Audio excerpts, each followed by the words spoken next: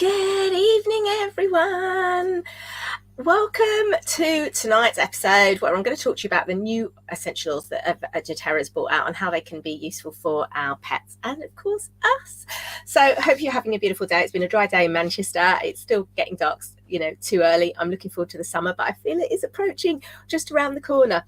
So for those of you who don't know me, my name is Dr. Helen. I am an A&E doctor and an advocate for integrative wellness, as well as an animal aromatherapy specialist. And I love to use essential oils to support the health and well-being of myself and my pets and help educate people to do the same, whether that's their family, whether that's human or animal. So if you like what you're listening to, please hit the subscribe or the follow button so I can carry on creating more content, and let me know in the comments what you want to know about. Would you like to get essential oils into your life? Why not book in for a free chat with me or come to one of my classes to find out how essential oils can support you? Or maybe you've got oils but you don't know what to do with them. That's okay, because I do general overviews of your full consultations for you or your pets depending on your needs. So you can find out more looking at the link going across the bottom of your screen. If you're listening to this, it is www.thehealthful.doctor.com/WPW links or /THD links for the human stuff, or just /links, and then you get a bit of both.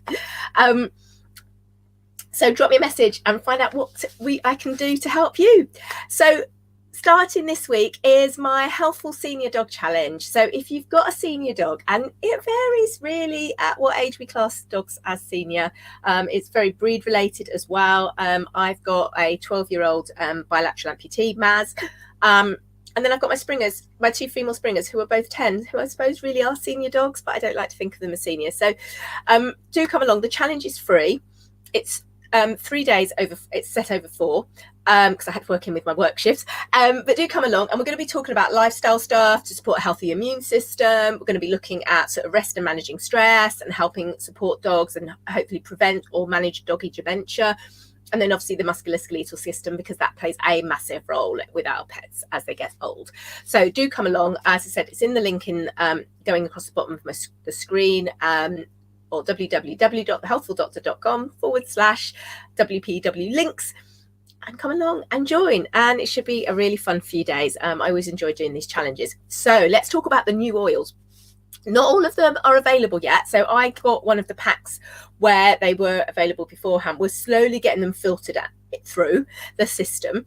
So I'm just going to start off talking about the MetaPower, which metabolic blend.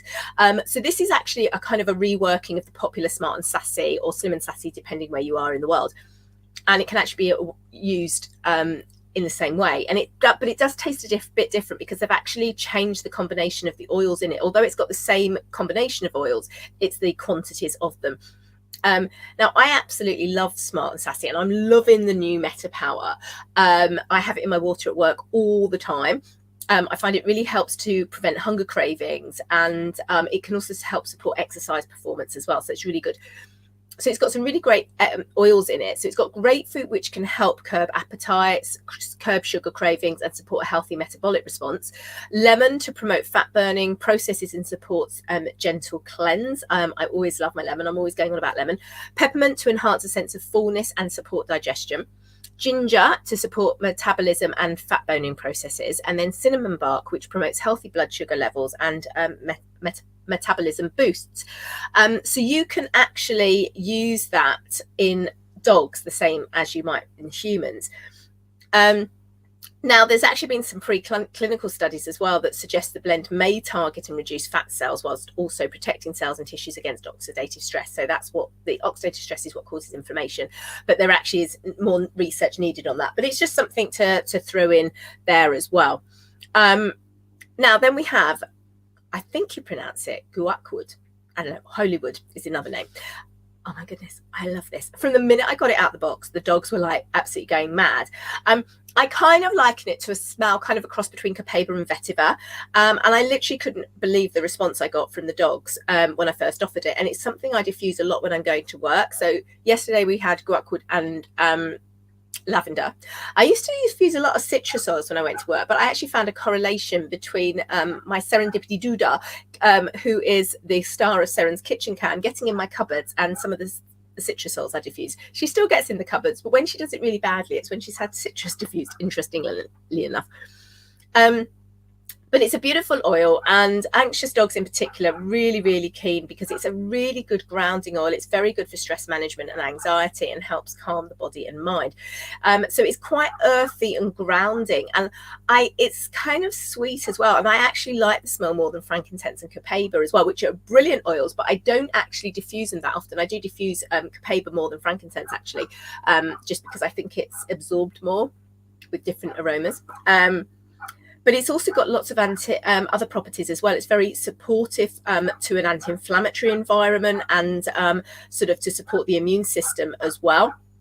And as I said, building that sort of antioxidant, it's antioxidant rich. So it's a very versatile oil. It's very good for supporting wound healing as well, and it can support lymphatic drainage and flow as well.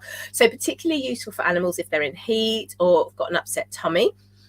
Great for skin conditions, so very nourishing to the skin, whether it's diluted with carrier oil or added into a moisturizer or existing hair conditioner or something, and tone the skin as well. So probably, for humans, we want the skin toned more, don't we, than our beautiful pets. But really good if you've had a dog or a pet that's had some surgery. You might want to only after they've had the sutures taken out, because essential oils can break down sutures, but it'd be really good for promoting that skin healing process as well. It's also very good for supporting the respiratory function, and has got insect repelling properties as well. So it is really win-win, and it blends well with most oils, and you can use the standard sort of dilution and safety principles. So it's really good. Then we have Spanish sage, otherwise known as salvation oil, and I love this. So the really interesting thing, so I used to always love smudging, and I stopped smudging quite a few years ago, because my blind dog just would be like, oh, what's that? What's she doing? She didn't like it. She didn't like the smoke, I guess. So I stopped smudging, and I love smudging. And, if you're thinking, oh, it's a bit woo-woo, or, you're a bit crazy and you're a doctor, that's fine. But I did really find the benefit of smudging, especially when I sort of had a bit of a clean in the house or was decluttering. I thought it was really beneficial. So I haven't smudged. So I was really excited when Spanish sage came. And so I've actually been using that in my diffuser, which all the dogs approve of when I'm on a mid-stick declutter. So this can also be known as lavender sage. So it's very high in camphor, so some animals may not like it, but it's very good. It's got lots of different properties that can support the musculoskeletal system if you're getting any aches and pains. Again, it can support that anti-inflammatory environment. It's also great for supporting the immune system as well. Really supportive for the respiratory system. So if you've got a bit of a cough or anything like that, this can be really supportive for the respiratory system and promote sort of clear airways. And it can also cool you down as well if you're feeling a little bit hot under the collar. Great for balancing hormones, and also relieving skin issues as well. And it can also promote wound healing as well. And you might want to add it into a gentle massage to enhance the soothing of tissues. And it's also really good for healthy looking hair. So again, great for us, great for our pooches as well. So particularly nice. And in actual fact, with my challenge that I'm coming up on senior pets, you will often see on dogs that particularly got some underlying musculoskeletal problem changes in their hair, and you might see some changes in their hair growth. So this is quite nice to add into some kind of serum. I use it in my own hair, or when you're you're doing some massage on them, adding a drop of Spanish sage is going to be really great for soothing their skin, soothing their musculoskeletal system, and keeping their hair in tip-top condition as well. Now, from a mental health point of view, it's very supportive. So it's great to aid memory. It's also, so that would be really good for training, and also for doggy dementia or canine cognitive disorder as well. So diffusing it is great to stimulate a really good atmosphere to support this. Great for supporting a calm mind and a sense of alertness. So useful for stress management and anxiety and depression. It's actually a really good one for grief as well. And it can help sort of ward off negative thinking. So, particularly as we're dealing with senior pets, it's something to consider for those end of life days as well. It can be supportive against fear as well. So quite a bit of a win-win there. It's not to be taken internally. And if you've got a pet that is prone to a seizure, then you mustn't use it, or if they're anemic either. And do be cautious if an animal is pregnant or lactating, and it's not an oil that's recommended for cats either. So just a few cautions there. And if you want to know more about whether or not what essential oils you can use around animals, do drop me a message. I've got an essential oils for pets video and handout as well, so I can let you have that. Supermint. I think I've actually got, guess what? I actually have my supermint here. I think I probably like this more than regular mint. I'm completely addicted to this. It is amazing. Now, in actual fact, when I wrote my blog on all the oils, it was actually 6 a.m. I'd actually got up at 5 a.m. to do like a bit of a thing. I'm not an early riser, as anyone who knows me knows. And it's brilliant to diffuse this to promote mental focus and enhance stamina. And I really benefit. Like, it's one of the things when I get up early to do my miracle morning, I tend to grab my supermint because I'm absolutely loving it. And it's a blend of peppermint, Japanese mint, and bergamot mint and spearmint.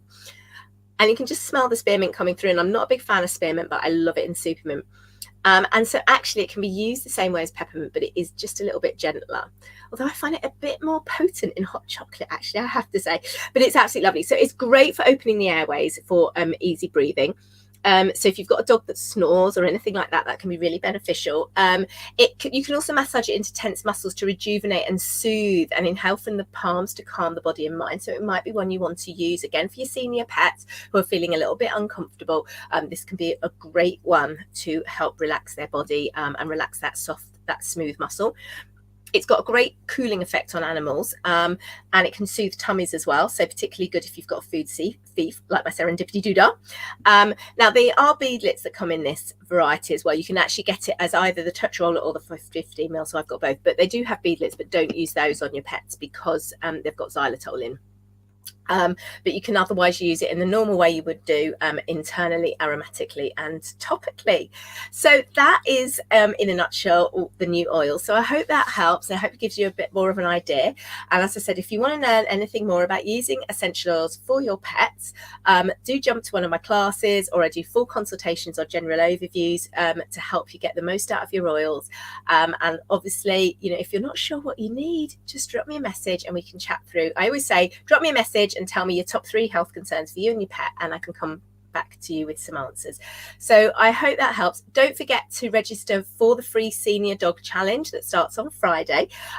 It's all free. It's going to be a lovely few days, lots of great people in the group, and we're going to be sharing sort of stories with our pets. I love to see lots of photos, so do register. Link going along below, and I will see you then. Stay safe, everyone. Stay well, and give your pets a little hug cuddle. Bye.